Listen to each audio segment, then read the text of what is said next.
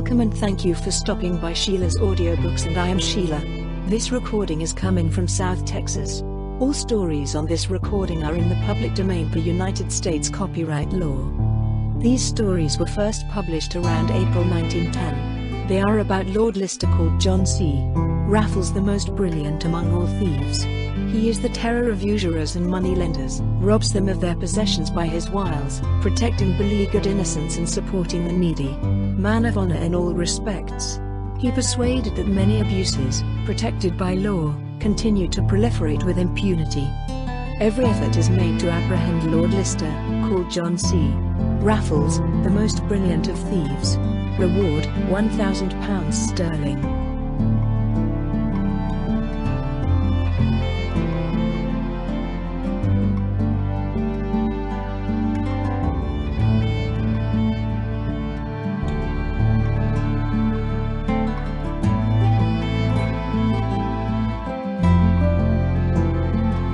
Lord Lister, the Prince of Monaco.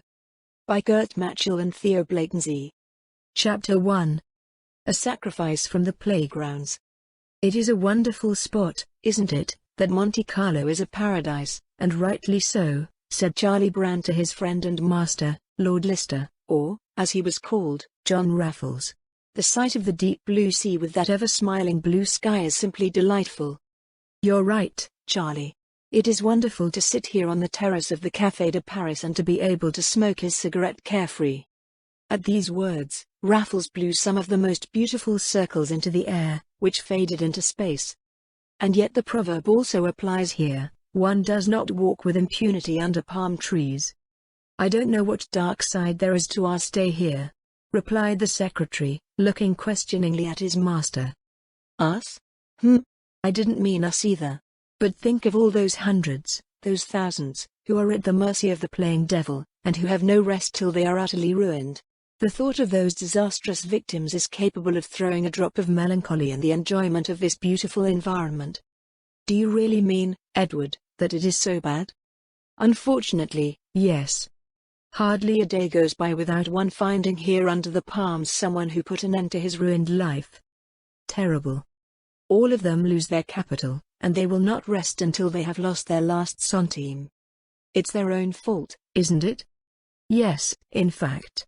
Yet they are not all to condemn. The game is a great passion. Few can resist it, once they've had the pleasure. Then I'd rather not start at all, replied Brand, with a shy glance at the casino, which, topped with solar gold, stood out beautifully against the azure of the sky and the green of the palms. Look how they stream to the game room, as if they can't meet their misfortune soon enough. It has always helped me, Charlie. Let's go for a walk in the park. Raffles paid for the coffee. Then the two rose and left the terrace with its swarm of people. The friends walked to quiet, charming places, and Charlie was about to let out all sorts of exclamations of admiration when suddenly the great stranger's hand pressed heavily on his arm. The secretary looked at his friend in surprise. Raffles had dropped his cigarette from his mouth. What would have happened? Charlie would no longer be in doubt. In the next instant Lord Lister rushed toward a group of palm trees. Surprised, Brand watched what was about to happen. He saw Raffles take out his pocket knife, open it, and climb swiftly like a cat into the palm tree. In the next instant Brand saw a black shadow pass through the air. Had it been a human body? Raffles maybe? No. It sprang from the palm tree and stooped to the ground. Brand hastened to the spot where he had just seen the friend disappear behind a group of aloes and cacti. What he saw there failed to calm him. Raffles knelt by the outstretched body of a young man who, by his appearance, must have been of the ranks. His long, narrow face, the shape of his mouth, and his pale blonde hair marked the Englishman clearly. The young face, however, showed a few wrinkles, which indicated heavy sorrow. Raffles was busy recalling the young man, who was not yet dead. He had taken out a vial and rubbed the stranger's forehead and temples with its contents. Then he worked the breast of the unfortunate. "Is he still alive?" asked Brand. "I hope so. His body is still warm. Help me, Charlie. Here, rub his sides. The heart has to start working again." Charlie Brand was stunned. But he endeavored to recover as soon as possible, and knelt down by the unfortunate one, to render aid as soon as possible. I hope to keep him alive, the poor fellow, said Lord Lister. Would it be another victim of yonder, Edward? Of course. And it won't be the last sacrifice, either. Look. His chest is really starting to rise and fall again. Massage it well, especially in the heart area, but gently, don't press. Charlie did as he was asked and worked as if he had been a masseur all his life. Raffles bent his head over the outstretched body. He listened attentively. He's alive. He then exclaimed with a happy countenance, he is alive, Charlie, go on with your work. We must bring that unfortunate fellow back to life. Save him from death, which had already stretched out his barren, bony fingers toward him. Lord Lister now poured a few drops of eau de cologne into the young man's mouth, who was still stretched out unconscious. Once more he rubbed his forehead and temples, and then saw with brilliant eyes the color returning to the cheeks of the unfortunate. Look, Charlie, look. He's getting a color. Raffles now assisted in the massage and soon the two felt the satisfaction that the unconscious man let out a deep sigh. His chest began to tremble, and suddenly he opened his eyes. They were two blue eyes with an expression full of sadness. They looked at the rescuers in amazement. Where am I? Whispered the stranger in English. Among friends, replied Raffles in the same language. The other was silent. Then, suddenly, he became aware of his condition, and he remembered what had driven him to death. He threw himself with his face to the ground and broke into convulsive sobs. Why didn't you let me die? He exclaimed in savage anguish. What else in the world do I have to do? I am ruined. Let me die. Charlie wanted to help the unfortunate man to his feet. John Raffles, however, beckoned him not to do so. Leave him alone, he whispered, his grief must rage, and only when it has finished will we have a sensible conversation with the young man. Don't do anything now that might offend him. Calmly, Lord Lister sat down next to the unfortunate man in the grass. Charlie Brand shook his head. He could not quite understand the composure of his friend and master. The hapless Englishman was still sobbing with convulsive jerks, and several times he would jump up and kill himself again.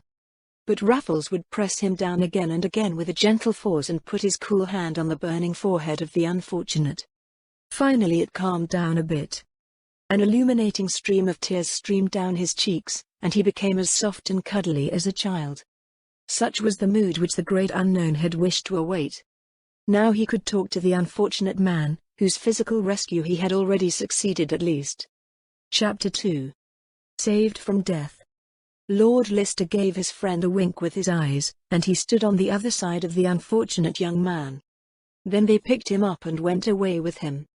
The youthful suicide's first steps were still shaky and uncertain.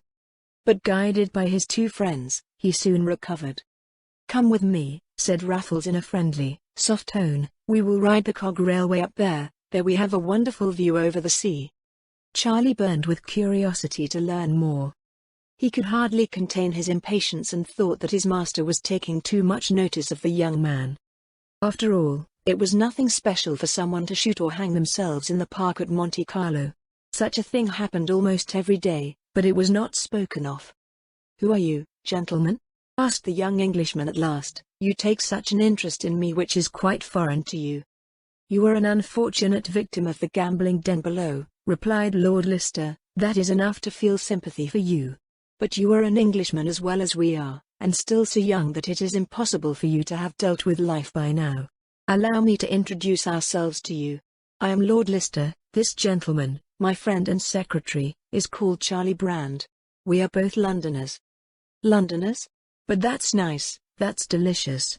Then surely you will not be unfamiliar with my name. I am the young Lord Montefiore. Well, then you belong to the richest English families, said Raffles. I belong to it, said Lord Montefiore, with a deep sigh. Just a few months ago, my father had died. I, his sole heir, could call a fortune of 18 million mine. Now I am a beggar. And has that hell down there swallowed everything? Asked Raffles. Not everything. Most of them have won. A prince whom I met in the casino. He certainly won 10 million from me. 10 million? At the game? The young lord looked thoughtful. 10 million. He muttered in a dull tone. How long did that take? About 2 months. No longer? No. Listen, Lord Montefiore, that can't be fair. Have been game.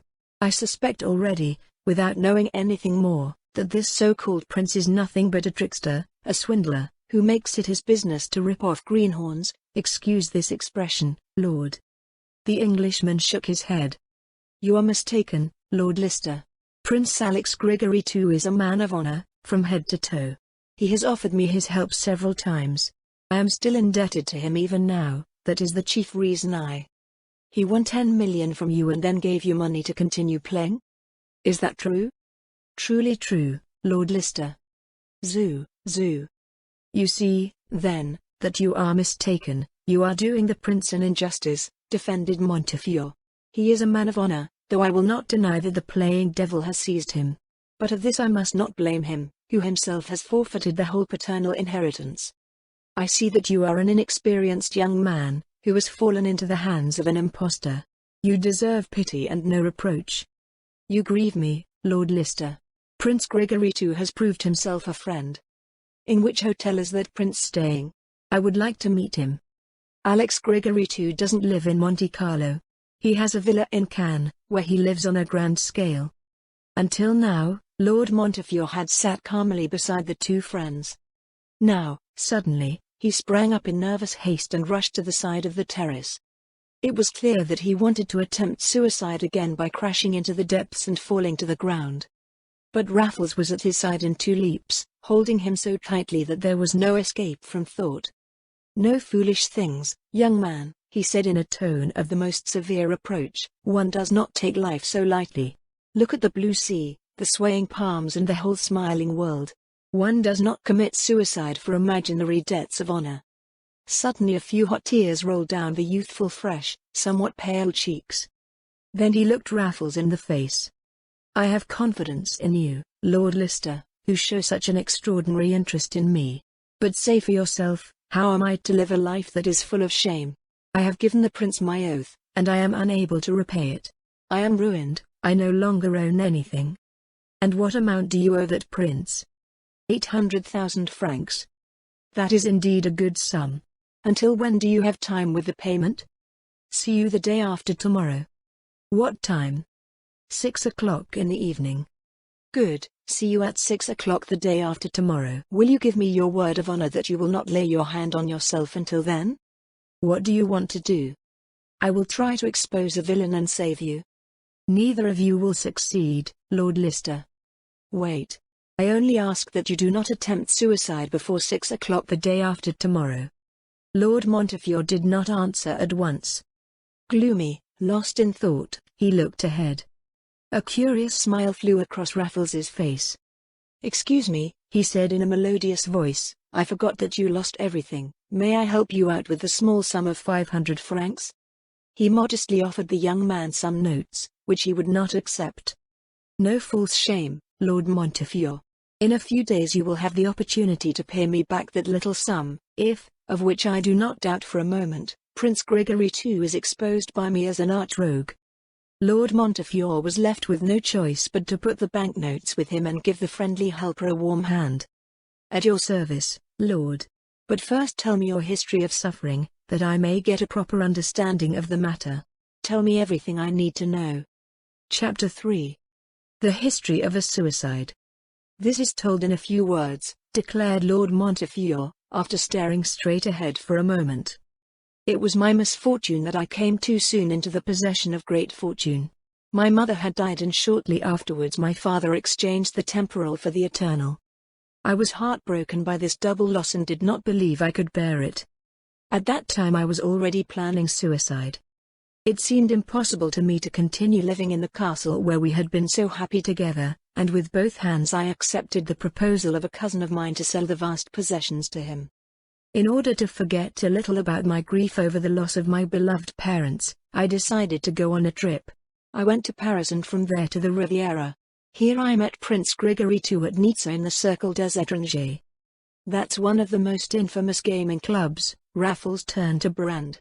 Its members belong partly to the most important circles, but to a greater extent they consist of swindlers or castaways of society, who keep themselves afloat by the game. Charlie Brand nodded. Now Lord Montefiore went on. Prince Gregory too showed himself in every way a man of honor, and I gladly joined him. We soon became very good friends, but I was terribly unlucky, for after I had been exceedingly lucky in the game for the first 2 weeks, fortune suddenly turned its back on me and I lost fabulous sums.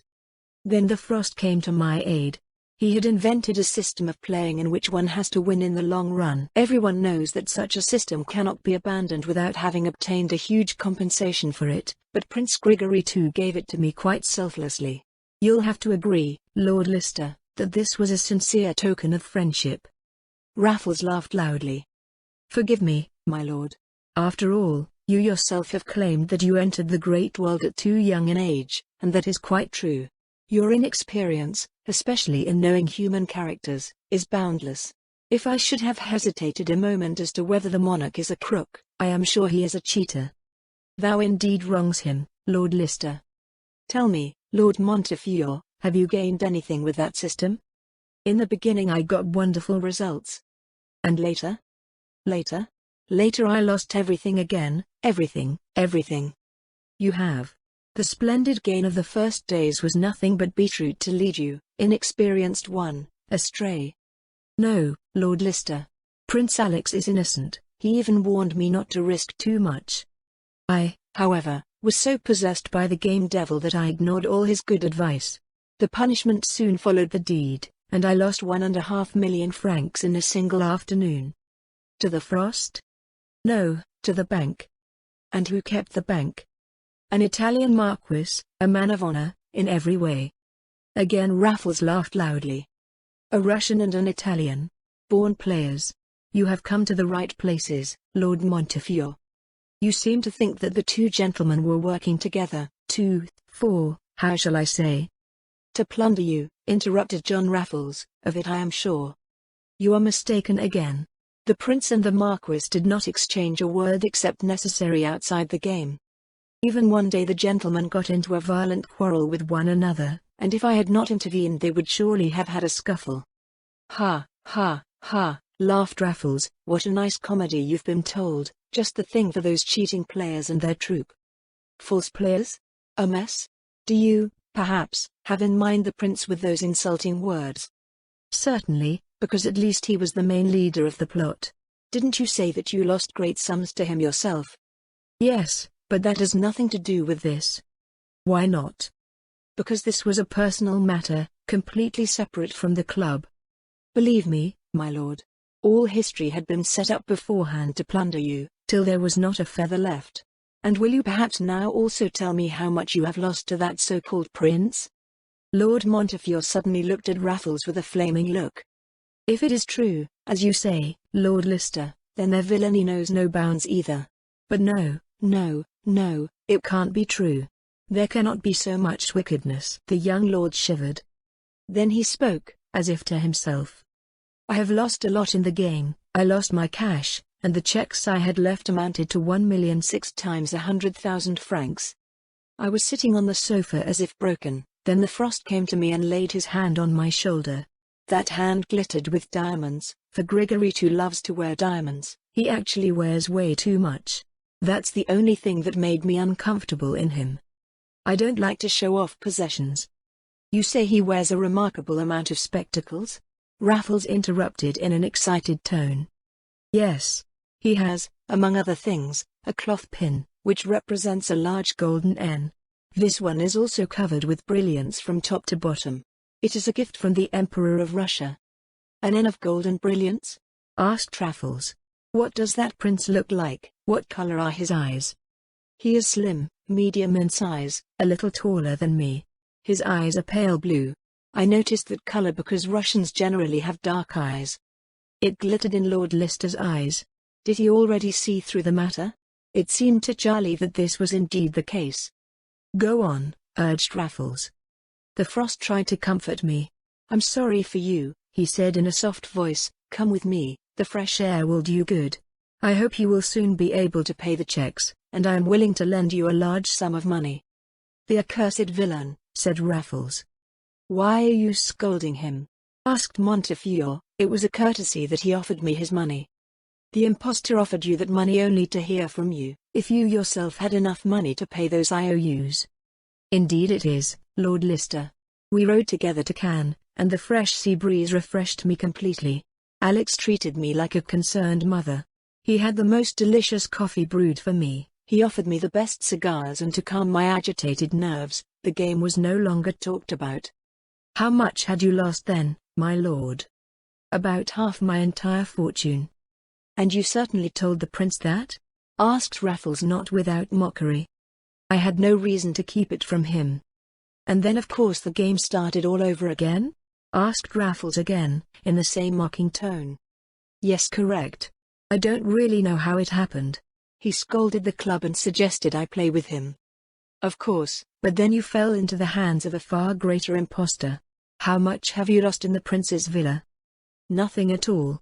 I won 30,000 francs. Such an arch-villain.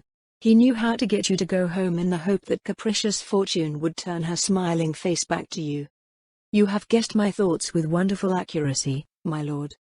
Because I see through the whole deception perfectly. I'll tell you how it went. You? Me? Will you tell me my own story? Yes, I have attended them 100 times. You become close friends with the prince, and he gradually took all your money away from you except a little. But how do you know that? It really happened that way. The player should not be brought to complete despair, but leave him a small gap to seek a way out. But you did not go away. You sacrificed on the altar of Monte Carlo what the club at Nizza and the noble prince had left you. Precisely. It all works out exactly as you say. I've lost huge sums to him and he still has a IOU on my hands. But he is not to blame. It's with me. I have surrendered myself to the playing devil, and he has destroyed me. What's the use of my now 9 to live? I am destroyed in the prime of my youth. The young lord sobbed like a child. Raffles consoled him. Stay calm. I think I'm going to give you back a part of what you've lost, and you've given me your word that you would do nothing against yourself before 6 o'clock the day after tomorrow. What should I do now? Asked Montefiore in a broken tone. Leave Monte Carlo and go to Nizza. In which hotel are you going to stay? Montefiore called the Hotel d'Angleterre. Good. Early the day after tomorrow you have your IOU in your hands. Reclaiming your assets will take a few days longer. Farewell. The young lord wanted to thank his miraculous savior in an impetuous way. But the latter politely took off his hat, drew Brand with him, and walked along the steep road that leads from La Turbie to Monte Carlo. Chapter 4. Frost or Scammer? That evening Raffles and Brand spent in their hotel. They packed their securities and suitcases to leave the next morning for Cannes, a small port near Nizza that has developed over the years into a first-rate seaside resort on the Riviera. Rich people of all nationalities have their villas here, which are furnished with refined opulence and whose gardens, in which a tropical vegetation has developed, offer the most wonderful view of the eternally blue, eternally beautiful Mediterranean Sea. But also many ruined persons, who have sacrificed everything to the playing devil at Monte Carlo, have settled here, people who now live on cheating and deceit, gentlemen, who pose as noblemen, who take the title of prince, marquis, baron, or count, and who strike behind the mask of the aristocrat, and in their turn make many victims. After dinner, Raffles sat with Brand on the hotel terrace, blowing blue puffs of smoke into the air. Do you have any idea, Charlie, who that so-called Prince Alex Grigory II is? How should I know? Replied the secretary, in astonishment. I have never seen that man, nor have I met a Russian prince in all my life. Raffles laughed out loud. Then he leaned forward and whispered. That Alex Grigory II is no more a prince than you and me. Brand looked surprised and Lord Edward was delighted at the astonished expression of his friend. He continued.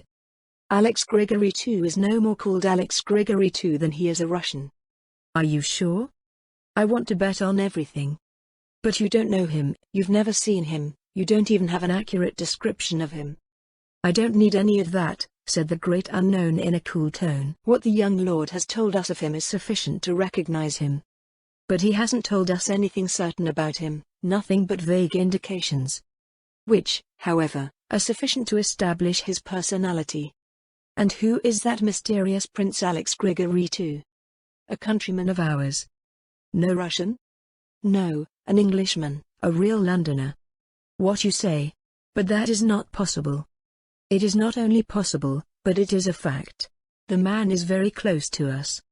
Why? Because he is a colleague of ours. A colleague? Are we perhaps false players and swindlers? We are by no means false players. But the man is also a burglar and thief. Prince Grigory? I have told you that he is not a prince and is not called Grigory too. But all devils, what is he then? Tell me if you know his name. I'm burning with curiosity. You'll have to get used to that, Charlie. You've gotten really nervous lately, and that's not good for someone who is my friend and secretary. Calmness and cool-headedness are the first requirements in our trade, and you won't get very far with such a quicksilver nature as you have. Brand, made even more restless by these words, wanted to fly, but he controlled himself at the right time. He swallowed a lot of curious and excited words, and made such a silly face, as if the most burning questions did not stir his mind. Would the so-called Alex Grigory too be such a sophisticated villain as Raffles suggested? Lord Lister was still blowing circles in the air, pretending not to take the slightest notice of his friend Brand. But meanwhile he had watched this with a keen eye, and he was fully acquainted with his thoughts and feelings. "Now I am satisfied, Charlie," he said with a smile. "When it really comes down to it, I see you can curb your curiosity well. That must be rewarded, and I'll tell you who that Grigory too is. Indeed, this so-called Russian monarch is none other than the London thief, forger, burglar and murderer Willie Warren, who, for his well-known fondness for diamonds, is simply called Diamond Bill. Diamond Bill? Brand stuttered in surprise. Nobody else, replied Raffles, knocking the ashes off his cigarette. That is impossible. Puts out fire. Why? Because at the time, when he was to be arrested by the London police on his flight from Dover to Calais, he jumped overboard in the Channel and drowned. And did you believe that children's fairy tale? Everyone believed it. Scotland Yard trumpeted it around enough at the time. Raffles smiled. Scotland Yard, he said in an ironic tone. The English police had good reasons to spread that talk into the world when the handy fellow slipped under her hands. So you don't believe he drowned? No, Charlie. The clever fox has deceived all the Scotland Yard officers, and they have flown ugly into it. I do not understand you. Well, Diamond Bill simply tossed a potato sack into the sea, which was heard flopping heavily on the deck. He himself, without having ingested a single drop of water, clambered up to the hold, and there he hid in an old chest until the air was clear. In Calais he calmly landed, steamed to Paris and Monte Carlo and took up residence here as Russian Grand Prince. He must have brought back enough diamonds from London to inspire the necessary respect here. If Bill Warren has done everything as you claim, Edward, he must be a genius at his trade, replied the secretary, admiringly. I have never underestimated his merits. Diamond Bill has always been the only one I would have gladly tested my strength with, and I rejoice that the opportunity has now presented itself. You'll beat him easily, I'm sure, Brand replied in genuine admiration for his friend. But I'm sorry you put yourself on the same footing with this burglar. How? Well, because Diamond Bill is nothing but a vile thief. And what am I then? You are a criminal out of ambition, to show your strength, your agility, and your courage. You commit thefts and burglaries, as you would any sport. You are incapable of a villainy. On the contrary, you punish the villains and reward those who suffer innocently. You have saved many unfortunates from starvation. Admittedly, Charlie, though you're exaggerating a little. But the law doesn't make the distinction you make. To the police, a thief is a thief, a burglar is a burglar. What do you think the justice would do to me if the men of Scotland Yard managed to get me? They won't succeed. We will wait and see. But let's go now, for I have a weary day tomorrow. I know, you have to get the IOU out of Diamond Bill's hands tomorrow. That will be sorted today. I will finish that matter in writing. Come, let's go to the reading room. Everything is done in 5 minutes. Brand shook his head incredulously and followed his friend into the beautifully decorated reading room on the first floor of the hotel. The Lord sat down at a green table, took a sheet of paper with the head of the firm that operated the hotel, and wrote the following lines. Dear Mr. Warren, you have committed great stupidity in having the young Lord Montefiore sign you a confession. Possession of such paper is dangerous. Since you have plundered the sober boy to his shirt, that confession can be of no value to you, for the Lord no longer possesses a centime, while his sense of honor has brought him to the point of wanting to take his own life. His death, however, would cause an undesirable sensation, and Diamond Bill would unnecessarily send the police to the Rouvre. Then of course your prince shelf would be over and your beautiful villa in Cannes would be confiscated, as well as all your diamonds. As a sincere friend and colleague, I therefore advise you to tear through the paper that is worthless to you and to hand it over to the Lord as soon as possible with a few polite words. He has no inkling that the distinguished Russian Prince Alex Grigory II is none other than Diamond Bill, who drowned for all the world in the English Channel when Scotland Yard officials met him on the steamer between Dover and Dover. Calais wanted to arrest. You will then remain for him and the whole world the generous prince, as you call yourself, to the great amusement of your friend and colleague, John C. Raffles. With mounting amazement, Brand had seen these lines put on paper. Do you think this note will have the desired effect? Raffles asked the secretary. Of course. Diamond Bill is far too sensible to disregard good advice. I think so, said Raffles. He closed the letter and addressed it to His Serene Highness Frost Alex Grigory II, Cannes, Marine Alps. Waiter, put a stamp on this letter, and have it thrown on the bus at once. Excellent, sir. The waiter dashed off writing. He had not the faintest idea what wonderful correspondence he had in his hand. Raffles and Brand went to their rooms to travel to Cannes early the next morning. Chapter 5. A Fatal Letter. At the same time as Willie Warren received the letter from Monte Carlo, a merchant in trinkets walked slowly along the Avenue Gambetta, where Grigory II's villa stood. Diamond Bill, who, in spite of the early morning hour, was already adorned with his most brilliant diamonds, reached with an indifferent gesture for the letters which the postal brought him. The monarch carried on an extensive correspondence, chiefly of love affairs, and the elegant man, who seemed to possess fabulous riches, had a special attraction to the ladies of the Riviera. Again today a large number of perfumed notes had been sent through the post, but the monarch seemed to take very little notice of them. With very different eyes, however, he looked at a letter which bore the postmark of Monte Carlo and which bore the address of one of the principal hotels. When Warren opened the letter and flew through it in haste, his face turned ashen. The shrewd thief, who had felt so secure here in his villa, trembled all over. He was discovered. He had always believed that Willie Warren had died for the whole world. Scotland Yard itself had declared to all mankind that the corpse of the dreaded burglar lay at the bottom of the Channel, and now he had to learn that there were people who knew that he was still alive and how he lived. Terrible. He picked up the letter which had fallen to the floor.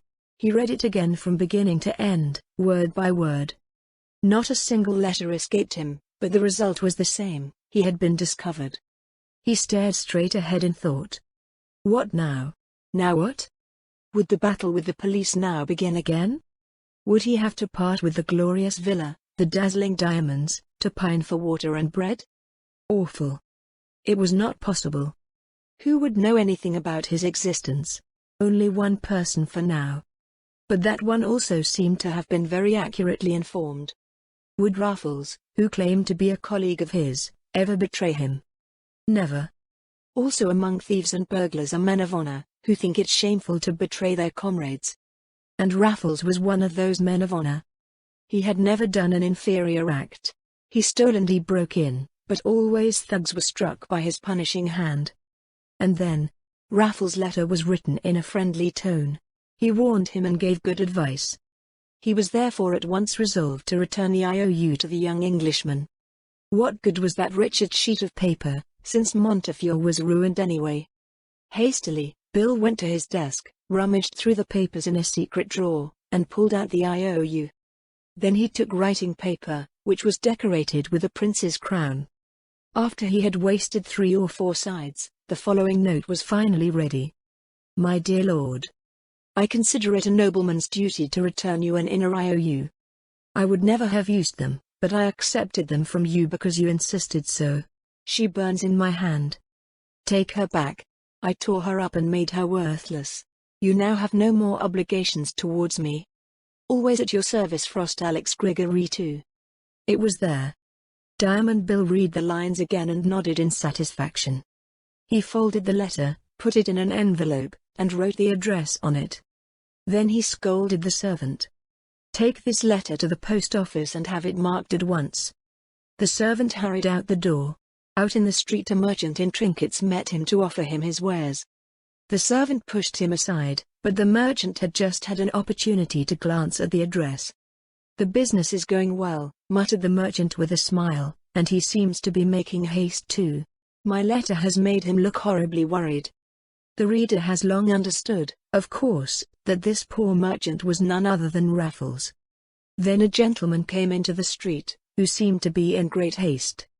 Distraught, he looked left and right, as if looking for someone.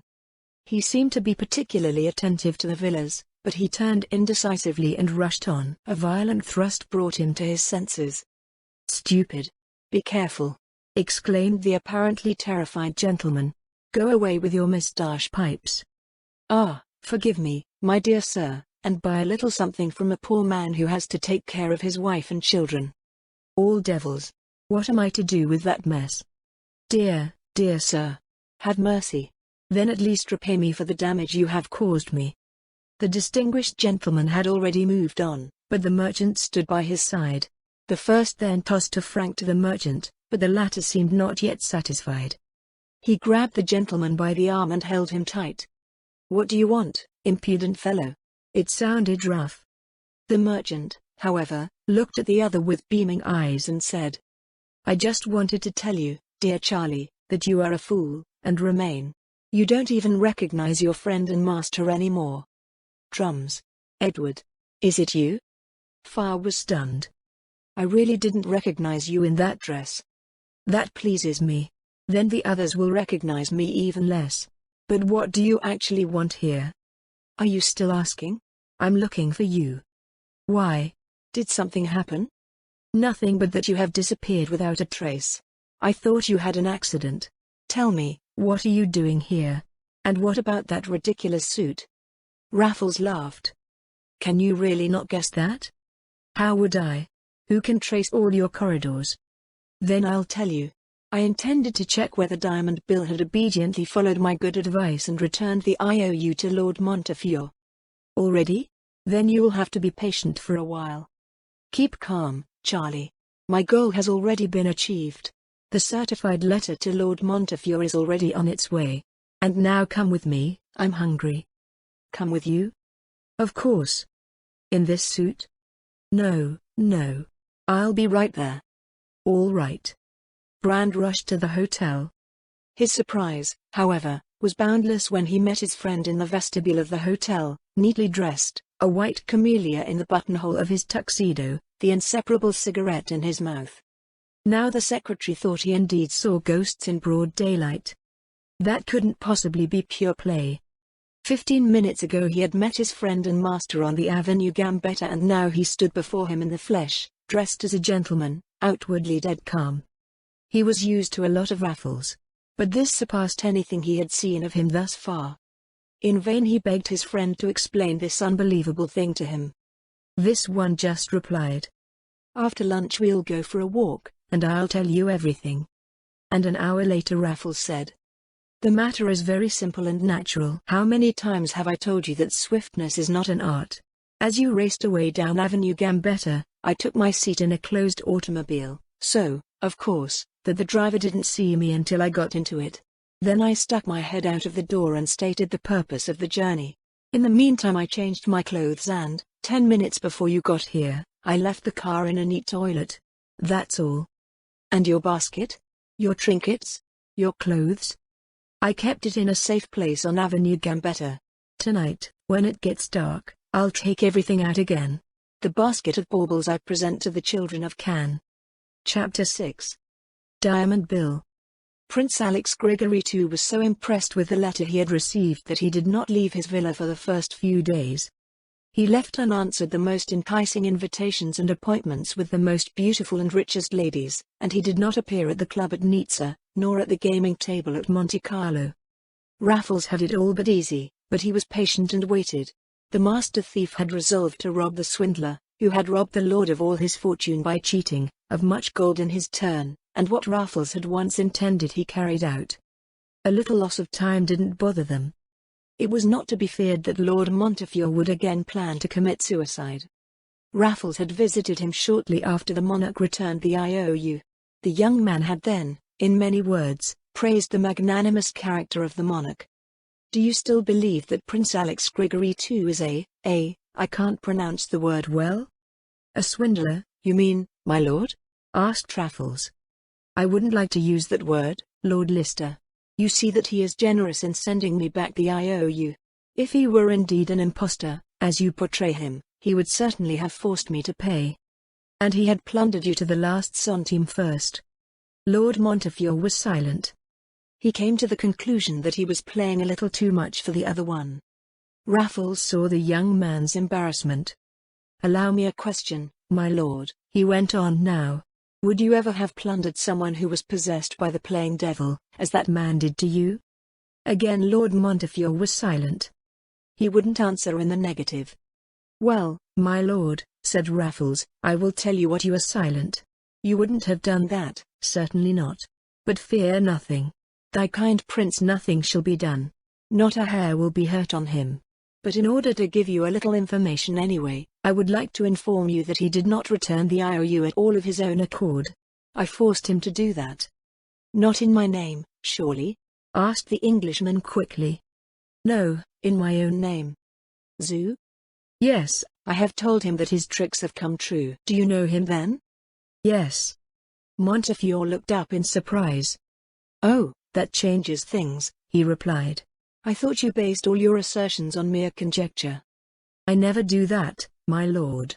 At the moment, however, I cannot give you any further indications of his person. I hope that after this conversation you will never again exchange a word orally or in writing with this swindler. I promise you that." "And now we'll do our best to get you back the lost money," said Raffles in a determined tone. "How could that be? You won't call the police, will you? I would not like the name Montefiore to be mentioned in connection with that of a villain." "You need not be afraid for a moment, my lord.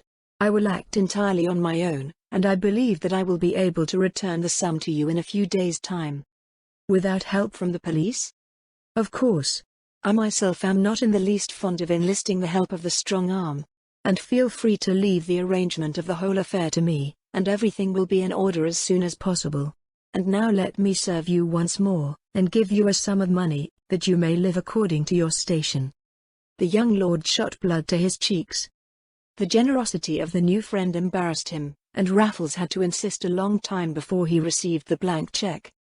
Lord Lister returned to Cannes on the next train, and then resumed his sentry on Avenue Gambetta. Prince Alex Grigory II, meanwhile, was very bored in his beautiful villa. Until now he had always come off with a black eye if he had committed some villainy. In his youth he was once sentenced to 1.5 years in prison. That was a long time ago, and at that time the punishment was not so severe for him, because he lived a poor life and always had to contend with hunger and care. But since then his life had become full of brilliance. In prison he had received an excellent training in breaking and entering, and when he was released he had always been most successful in his wickedness.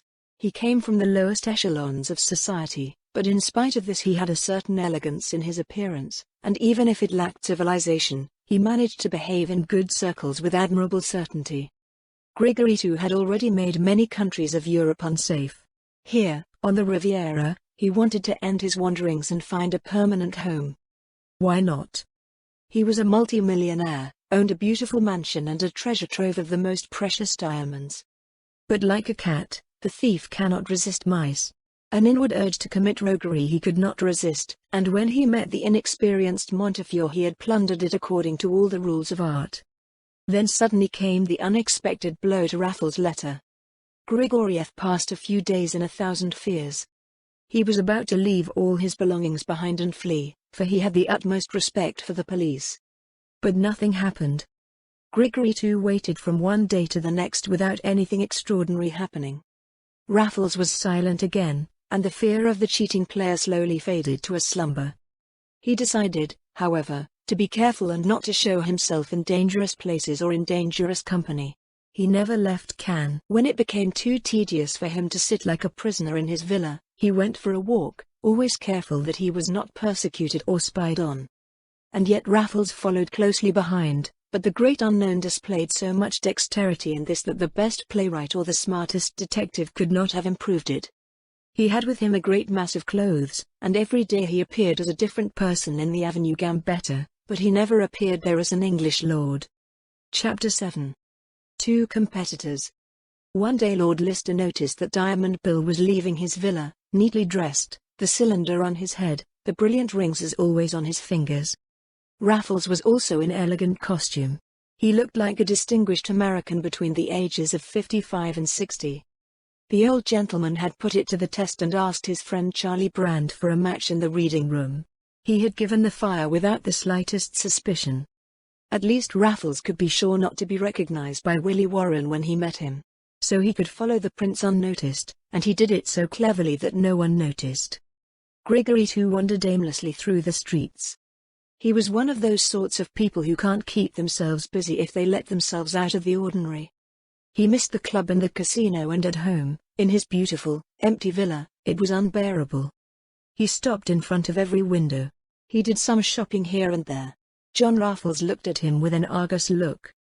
The prince now stopped in front of an antique steeler's shop. A beautiful old rococo cabinet had caught his eye. It was indeed a beauty. Raffles himself would gladly have bought the precious piece of furniture for himself, had he only known what to do with it. Grigory entered the shop. 2 minutes later a car stopped in front of the store and an American got out who also entered the store. The shopkeeper was a little embarrassed when he received the two distinguished customers at once, but the American sat down calmly in a chair and said in broken French, with an English accent, "I have all the time. You can help that gentleman first." The American began to leaf through a few sample books and it seemed as if he was not aware of anything going on around him. But that wasn't true. Not a word escaped his keen ears.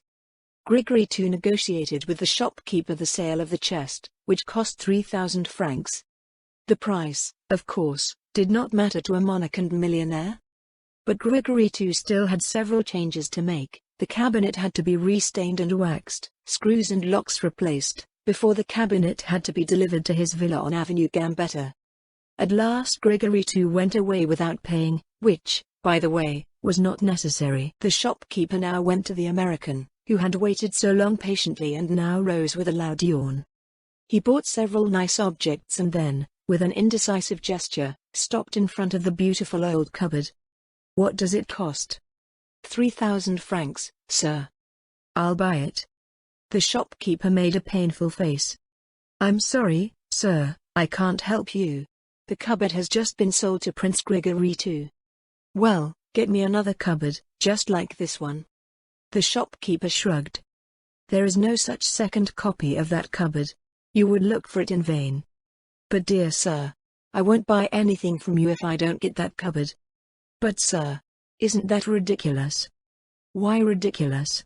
Art thou a good merchant? In America we do things very differently. The cabinet is here, not paid for, not collected, so not sold either. I'll give you 4,000 francs for it." The shopkeeper hesitated. He was already earning 1,800 francs on the furniture. If the American gave 4,000 francs for it, his profit would be increased by 1,000 francs. But he had already sold the cupboard to the monarch, and he didn't want to lose that customer. The American seemed to guess the shopkeeper's thoughts. "You are not clever," he said. "All Europeans are stupid in business. Tell that gentleman that the cupboard was already sold without your knowing it. Say that your wife sold the furniture when you were not at home." "But I have no wife. I've never even been married." "All right, then say your son did it." "My dear sir, I have much less a son." "My goodness, how stupid you are. Then say that an aunt of yours had died and that you had to go to the funeral and that a brother-in-law of yours sold the cupboard for 5,000 francs. I will pay you that sum immediately. What do the other things I bought cost?" 758 francs. "Good. Here's a check at the Lions Bank. Just give me a pen." The shopkeeper brought pen and ink and the American wrote a check for 5,758 francs. Then the buyer left. In the evening he returned with a horse and carriage to have the cupboard removed. When Alex Grigory too passed the shop again the next day, he saw that the cupboard was no longer there. "She's already in the making," he thought, and went on. And the cupboard was indeed in the making, only not from the joiner, but from a locksmith, ordered by Raffles. The master thief had the piece of furniture taken at once to a skilled workman and altered so that a person could hide in it. This, of course, had to be made so that no mortal would notice. Hinges and screws and locks and drawers had to be loosened and fastened, but when the cupboard was delivered everything was done so neatly that Raffles gladly rewarded the work royally. Now he could start. One would see how brilliantly the plan of revenge he had devised must succeed. Chapter 8. A mysterious cupboard. Raffles used to carry out all his plans alone, without enlisting the help of anyone else. Only Brand would have been eligible for such assistance. But Charlie was too nervous. He spoiled much with too much zeal, which could have ended well if things had been calmly handled. This time, however, Raffles had to enlist the help of his secretary. He needed him, and so he had to confide in him. "Have you bought a cupboard, Edward?" asked Charlie, when Raffles showed him the piece of furniture. "What the hell do you want to do with that? Would you like to set up a family here in Cannes?" John Raffles smiled. Then he shrugged. "Actually, Charlie, I haven't thought about that. I really like the cupboard and you know what I like, I buy it." "Oh, good heavens, Edward. And that heavy thing must have cost you a lot of money already." 5,000 francs. 5,000 francs? All thunder. You seem to have a lot of cash already. And in a whisper he added, "You know, Edward, we haven't worked in the last few weeks, because you've done nothing but respect humanity. We need money again." That is exactly what the cabinet should serve." "I do not understand that." "I'll explain everything to you later. Take a good look at that cupboard, open all the doors, cupboards, drawers, etc., examine the locks and tell me if you like the thing and if you find anything special about it." Brand did it, examined everything, but couldn't find anything out of the ordinary. "Don't you see anything, Charlie?" "Nothing, nothing." "What if I tell you that there's actually a secret door on this side of the closet?" The secretary was greatly surprised. He examined everything again carefully, but with the best will in the world could discover nothing. "I can't find anything." Raffles opened the door, without saying a word, with a single movement. "Well, you bastards," exclaimed Charlie, "that's amazing. Now turn around for 3 seconds and look at the clock. Then look at the closet again." Fire did it. When he turned around after 3 seconds, the cupboard was closed and Raffles was gone. Wonderful. Where could it have gone? Brand hadn't heard the room door shut. He flew there to see where his friend had gone. But the door was locked from the inside. So Raffles couldn't have disappeared there either? It was and remained a mystery. "Edward!" cried the secretary. "Charlie!" replied a dull voice. "Where are you? What do you think?" "I don't know. I'm in the closet." Charlie upset. Suddenly a door flew open in the cupboard and Brand looked into John's face, and next to it he saw a hand holding a revolver. The weapon was pointed at him, and John's face was covered by a black mask. Brand wanted to jump to one side to escape the menacing weapon, but now a valve opened on that side too, and again the barrel of the revolver was aimed at him.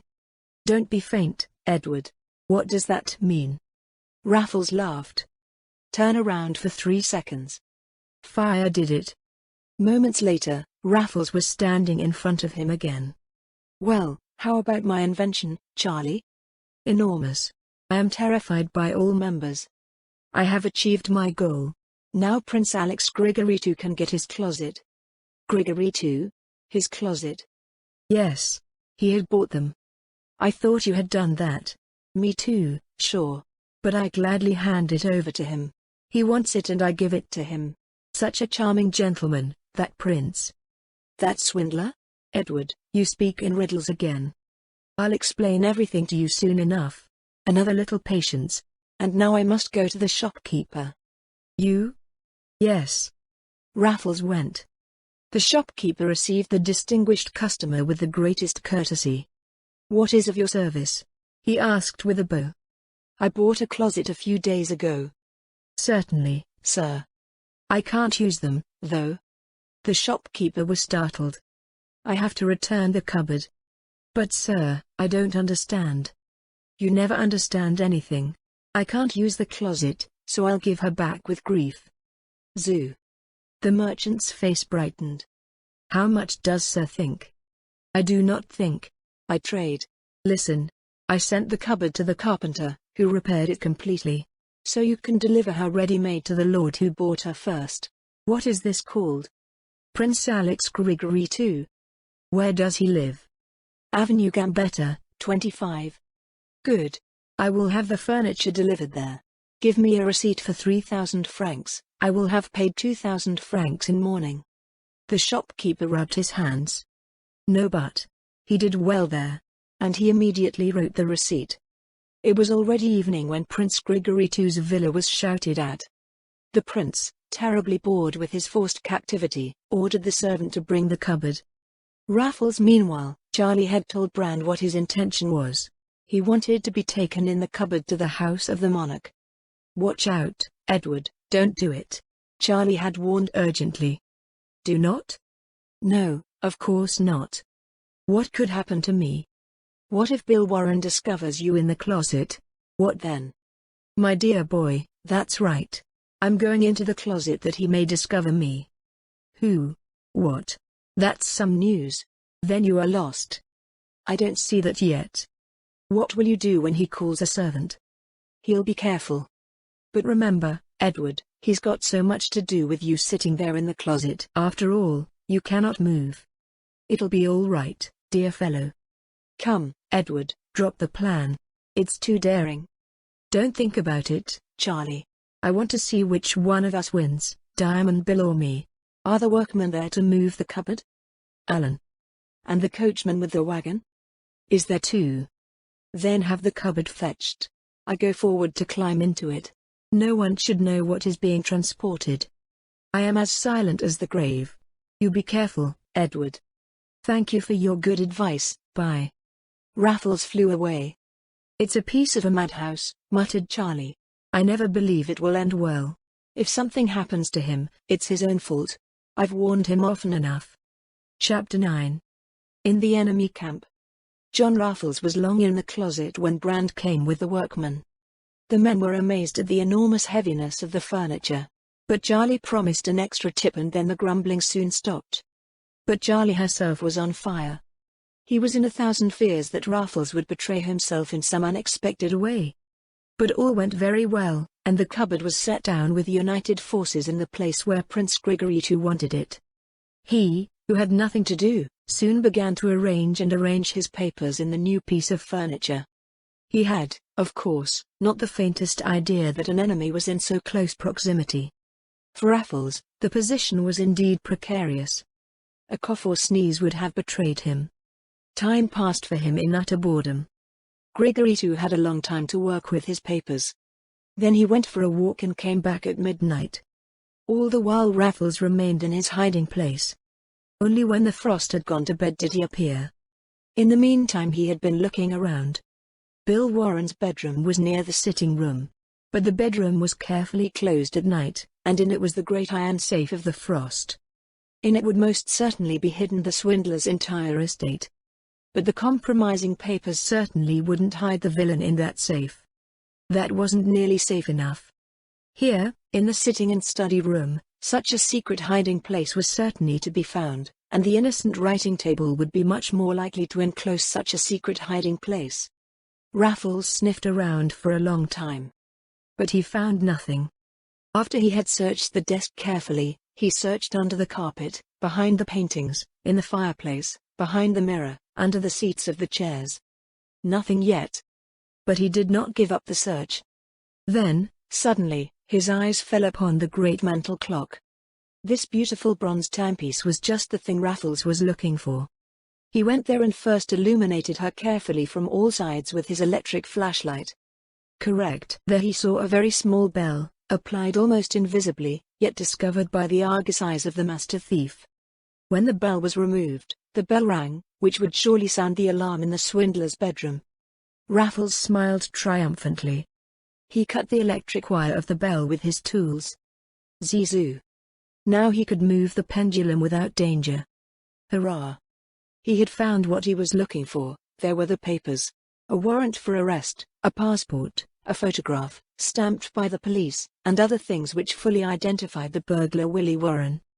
There were also a few love letters from earlier times and the portrait of a notorious woman from London.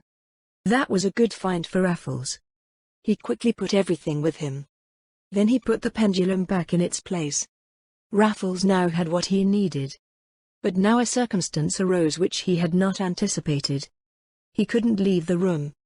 The blinds on the windows were firmly shut, as were the doors.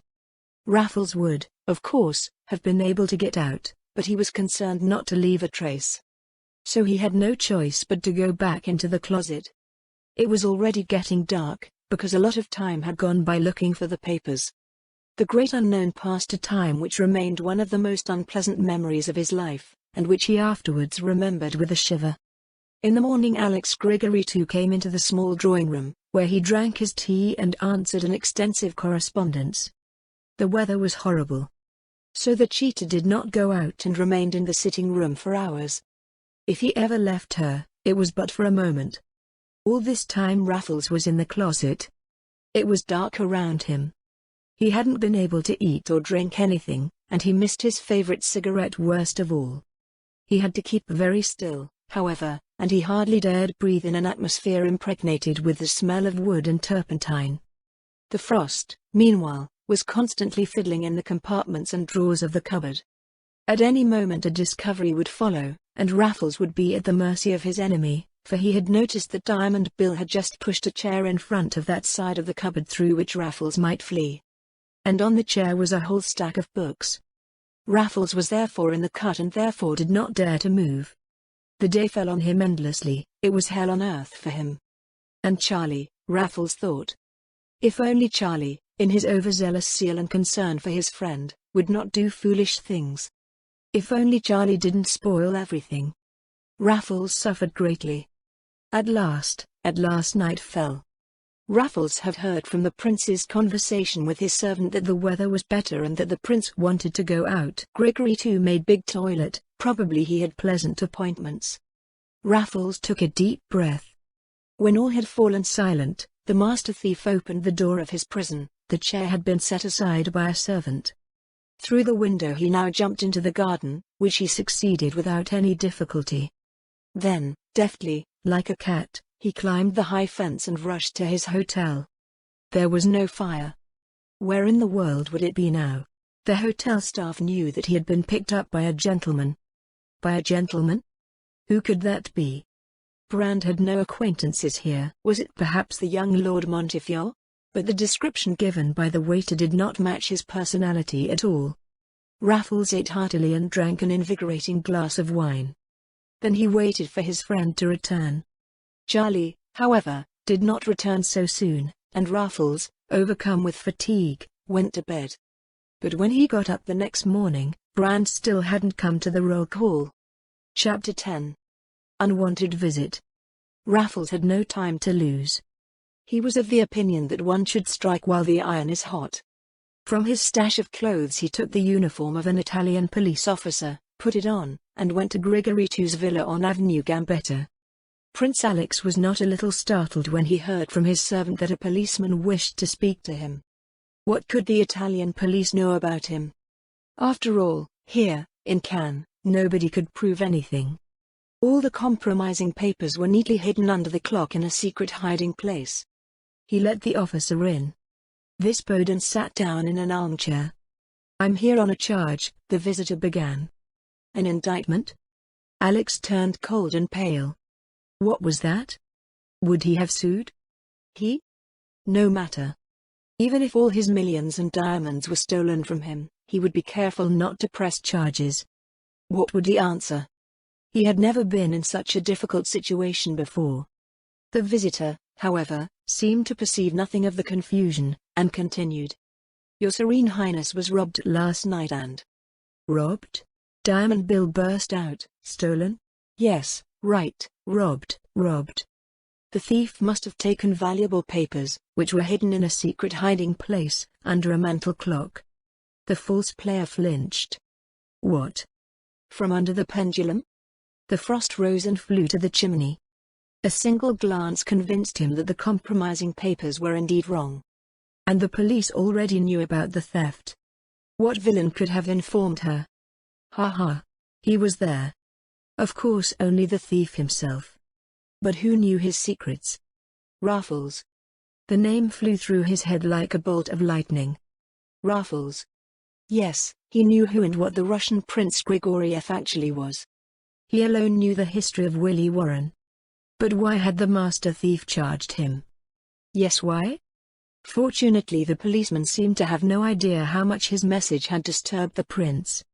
He seemed to have eyes only for the mantel clock. That visitor, Billy thought, didn't seem to be one of the brightest, either. God. He might be able to deceive him. There can only be a roommate here who committed the theft, said Bill with difficulty. So you think the theft was committed by one of your subordinates? I suspect so, for it is impossible to enter this house. Even for a master thief? Are you sure?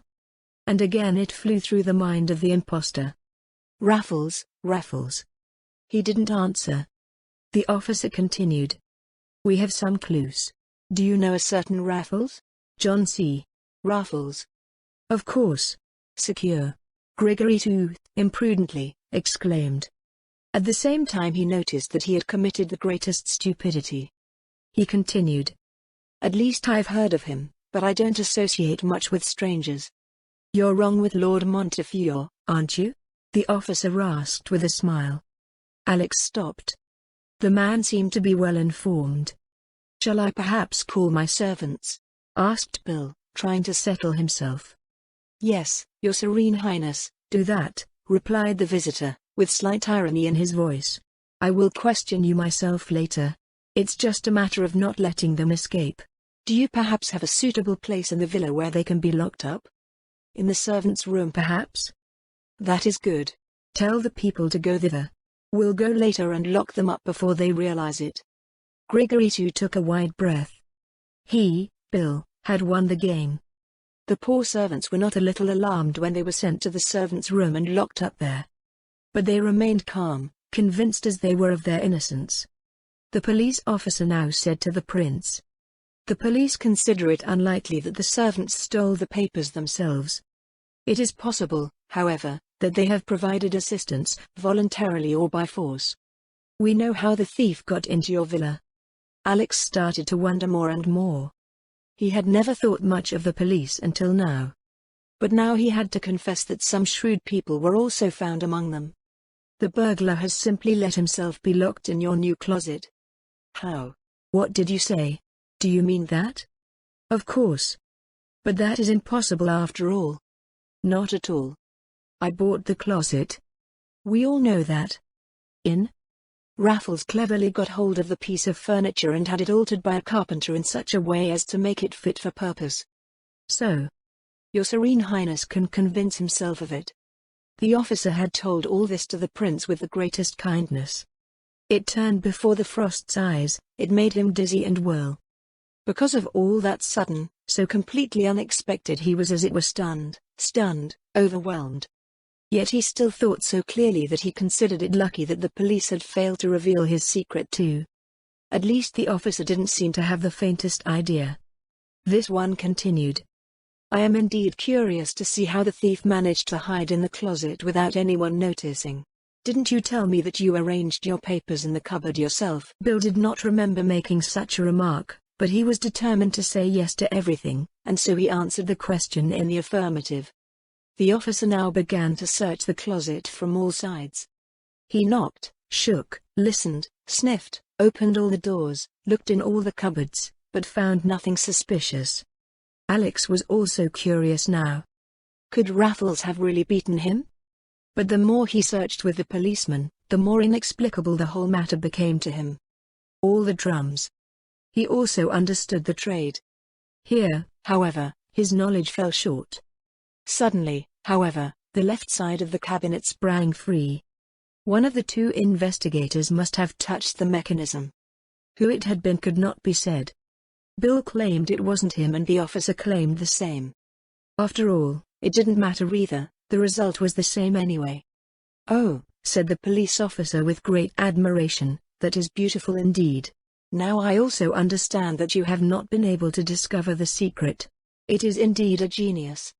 The monarch was also full of admiration and amazement. I just don't understand, continued the officer, how a man could have concealed himself in that narrow space. What do you think, Serene Highness? One would indeed be tempted to put it to the test.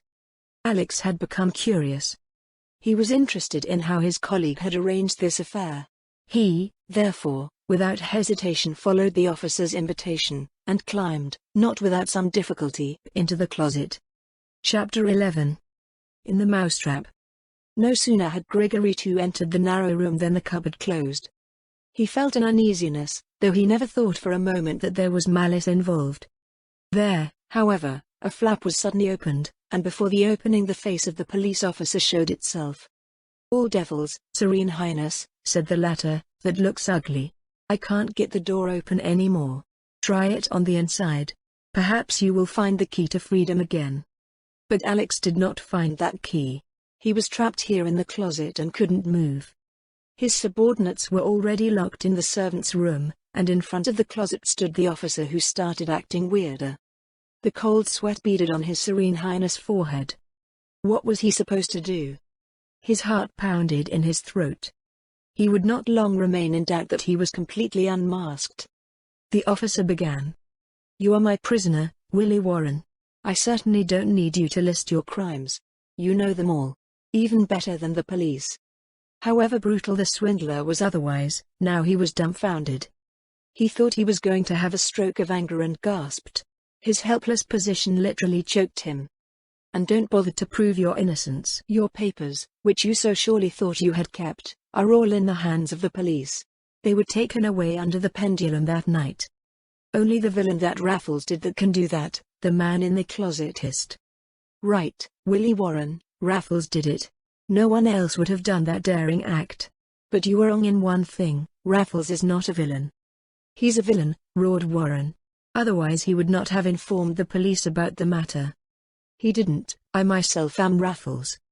The great unknown took off the uniform hat and his wig, but immediately put them back on his head. Warren was stupefied with surprise. He realized that he was now entirely at the mercy of the great unknown. "What do you want from me, Raffles?" he hissed at last, as Lord Lister raised the pistol and looked firmly in the eye. "Let's have a few quiet words together. After all, we are colleagues, although I have no murders on my conscience, as you do. But you have to justify that to yourself." "I will, Raffles. Now listen, Warren. I came here to negotiate with you. I want to sell you something." "What then?" "Your papers." "Which you stole from me," the burglar shouted. "Call it what you like, Warren. There are crimes much worse." "And what do you want for those papers?" 10 million francs. 10 million francs? You're crazy." "Not so crazy as you, if you refuse to pay that sum." "How so?" "Because then you lose everything. And I think you own a lot more. For you were a rich man before you plundered the young Lord Montefiore." "How do you know that?" "He told me himself." "Do you know him then?" "Secure. I met him when he was about to hang himself from one of the tall palms of the park, because you had ruined him." The false player was silent for a moment. Then he spoke. "Okay, Raffles. I am in your power, and so I am willing to buy your papers. But then you also have to ask a human price." "I ask the price which you stole from Lord Montefiore with foul play." "Montefiore is an owl. He doesn't deserve anything else." "That may be. But he's a good, honest boy. And you still have a nice sum left, when you have paid back those 10 million. Are you hitting?" Warren bit his lips. "And if I don't?" he hissed. "Don't be silly," Raffles admonished him, "and remember it's for your own good. If you pay the 10 million, you'll get the papers back, otherwise I'll send your servant with all the papers to the police. Just imagine, Willie, what fun those gentlemen would have over there if they saw you sitting here in that closet." The prisoner shivered. Indeed. The case was like this and nothing else. And Raffles actually behaved decently. For he asked nothing for himself, and everything for the young lord. "Where are the papers?" asked Warren in a hoarse tone. "Do you have them with you?" "What do you think of me now?" "No, Warren, I have kept them well." "And when will I get them back?" "As soon as the 10 million are in my possession." It's all right. So you take it? Yes. Then write the bill at once, for I trust you exactly as far as I see you. I'll open the closet now, make and let you out. But be careful that you don't do weird things, because then you're done. I know I'm in your power, Raffles. As long as I am sure that I will get the papers back. You can trust me completely, Warren. And Warren proved that he trusted the great unknown completely by writing a check for 10 million francs. John Raffles, smiling, took the paper and held it with him. At the same instant blows pounded against the outer door. In the name of the law, open. The house is surrounded. Woe to him who resists. Chapter 12. An unexpected event. Both men had turned pale. They knew only too well what it meant when the police were after them. Betrayal, gritted Warren's teeth. Furious, he flew at Raffles, and menacingly raised a paper cutter he had lifted from the writing table. Raffles had very soon regained his presence of mind. Be sensible, Warren. My honor, that I have not betrayed you. And the papers are safe, I assure you. These words, spoken with emphasis, had no effect. I believe you, Raffles, he said, and I also trust that you will now help and rescue me. If the police are against us, we will fight together. That is good. Do you command? I will obey. The master thief's eyes shone. Come on then, get into the closet quickly, he ordered. Warren looked at him with suspicion for a moment. There was a knock on the door again. Come on, urged Raffles again. Warren now did as he was told. Raffles closed the closet door, and went to the front door. There stood 4 policemen, led by a detective inspector, and they were not a little surprised to find the Italian policeman here. I see, he said, that I have unexpected help. Good morning, gentlemen. Whom are you looking for? Probably the same as you. Namely John Raffles, the notorious burglar. Yes, indeed, that's what I'm looking for too. May I know with whom I have the pleasure? Asked the French inspector. Certainly, my name is Basignol, from San Remo. I have just arrived at Cannes, for we received word that Raffles was hiding in Prince Alex Grigoritu's villa in the Avenue Gambetta. But come in, gentlemen. The French policeman went in, and Raffles closed the door, and put the keys with him. Then he continued. I went here by car to clip the bird. But he has, unfortunately, already flown. The French looked disappointed. Have you spoken to the owner of the villa yet? Prince Grigory? Oh, sure, he went out a quarter of an hour ago to settle some business. In a whisper the inspector asked the master thief, do you think Prince Grigory too is in league with that Raffles? No matter, replied John with full conviction. There are people who express such suspicions. That is talk, mere talk. The monarch is a player, but so are all Russians. You're right, I thought so too. But have you looked around the house to see if the burglar is hiding somewhere? Yes, I've already looked around a bit, and locked the servants in a room. Why that? Lest those people could help Raffles in his flight. That master thief understands perfectly the art of always getting the subordinates on his side. You have acted very wisely, Mr. Basignol. Thank you. Do you think Raffles is here in the house? Lord Lister shrugged. I couldn't really tell you. Have you found no trace of him anywhere? Not the least, but I haven't searched the house too closely yet, because I was just about to phone the police station. Now, however, that is no longer necessary, as we can search everything with the help of your men. Certainly we will. The prince begged me to spare his property. That's only natural.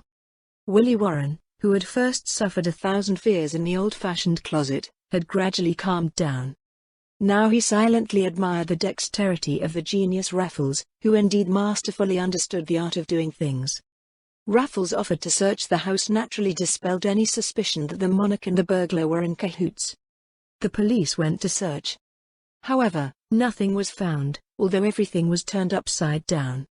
They started with the bedroom, followed by the dressing, br, music, dining, smoking, library, bath and other rooms. Followed the drawing rooms and guest rooms, the maids and pantry, the attics, cellars, and everything that belonged to the villa. But no trace of Raffles was found anywhere. The servants swore that they had seen nothing suspicious at all.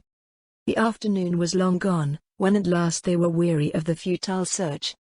"Wait a minute, colleague," said Raffles to the inspector, while they were still busy on the first floor. "I hear the master of the house coming home.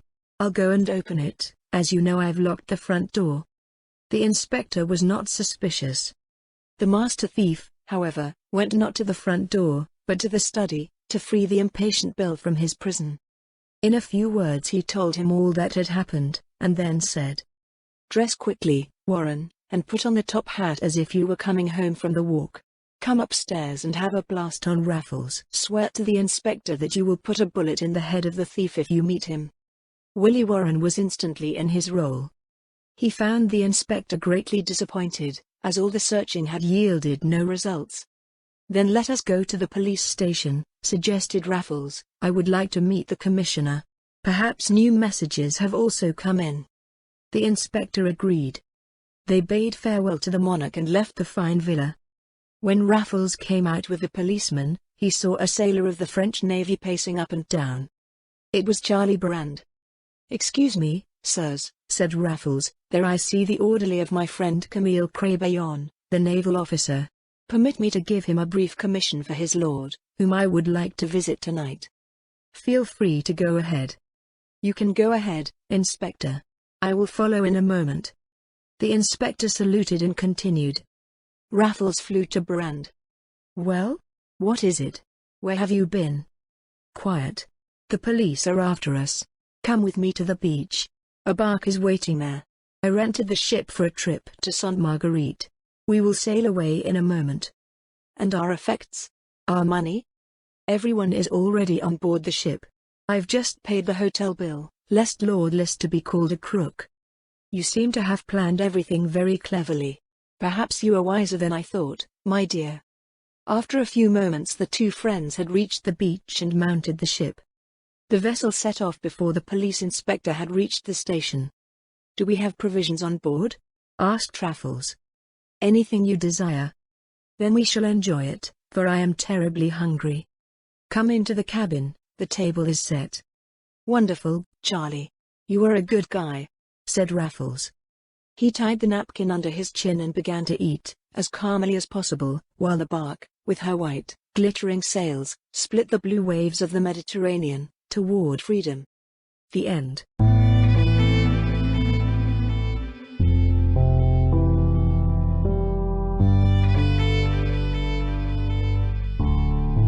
Thank you for listening to today's episode. I really hoped you enjoyed it. There will be more to come. Please subscribe not to miss out on what is next. I will be looking forward to your return. The music is by Madfan from Pixabay. To support this and other artists, go to pixabay.com. Sheila.